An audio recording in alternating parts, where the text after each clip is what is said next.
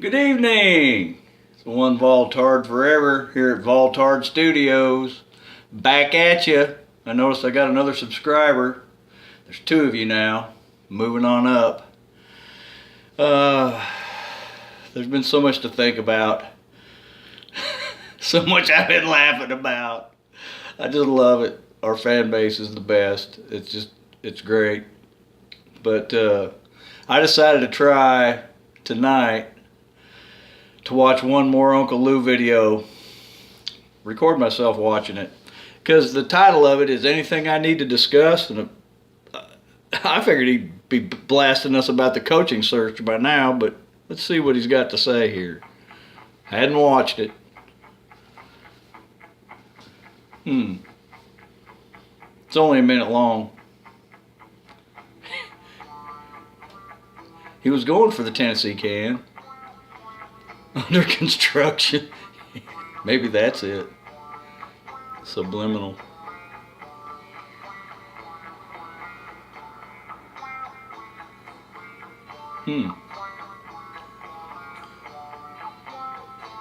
This is one of those videos that he doesn't say much if he says anything.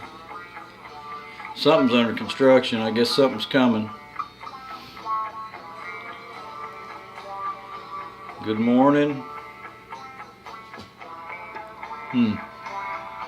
See you tomorrow. Well, that was uneventful. Well, no real ideas there, but heck, who needs any ideas?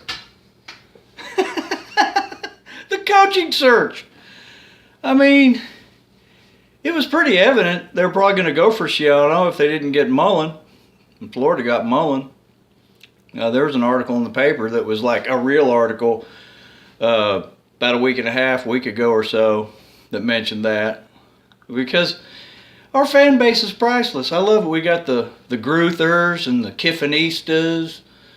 And, you know, this guy and that guy can't have this one, can't have that one. This whole Greg Schiano thing shouldn't have got as far as it got.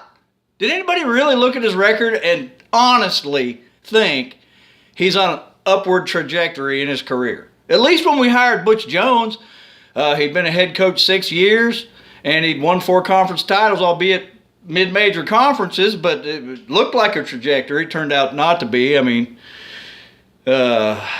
we just got a bunch of bricks dumped on us. And even with Derek Dooley, he had an 8-5 year at La Tech, I think it was, and he'd been serving as athletic director.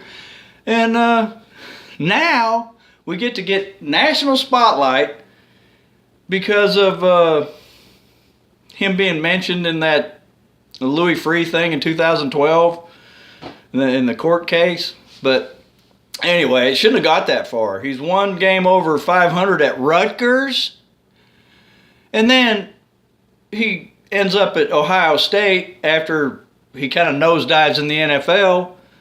And you know, he's Urban's 20-year buddy, and I think it was Urban that said something about he helped build Rutgers into a real competitive program, you know, to try to leave the illusion that Rutgers even belongs in a Power 5 conference.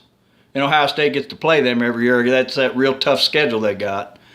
Of course, here in the SEC East this year, in the last couple of years, we shouldn't be talking too much about strength of schedule. But anyway, it's been a lot of fun. Who knows who they're going to get? I think they ought to look internally. You know, Georgia's got a good thing going on with Kirby Smart. He's a Georgia guy. Looks like he's really got it rolling. See how they do this week against Auburn. That ought to be a really good game. I don't know. I'm going to predict Georgia in that game. I'm going to predict Georgia beats Auburn 24-19. Y'all have a good evening.